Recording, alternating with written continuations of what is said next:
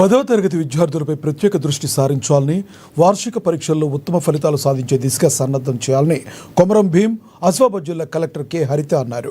బుధవారం ఉదయం ప్రార్థనా సమయానికి జిల్లా కేంద్రంలోని జిల్లా పరిషత్ బాలికల ఉన్నత పాఠశాలను ఆకస్మికంగా సందర్శించి తరగతి గదులు, పరిసరాలను ఆమె పరిశీలించారు. 10వ తరగతి వార్షిక పరీక్షలు సమీపిస్తున్నందున ఉత్తమ ఫలితాల సాధన దిశగా విద్యార్థులను సన్నద్ధం చేయాలని తెలిపారు. విద్యార్థులకు మెనూ ప్రకారం సకాలంలో పోషక విలువలు కలిగిన ఆహారాన్ని అందించాలని, విద్యార్థులకు అర్థమయ్యే రీతిలో ఉపాధ్యాయులు విద్యాబోధన చేయాలని తెలిపారు.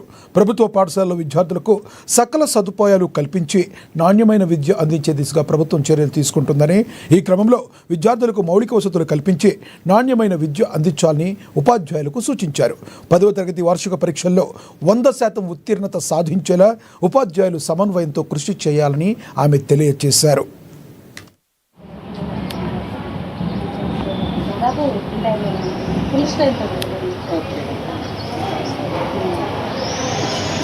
హాస్టల్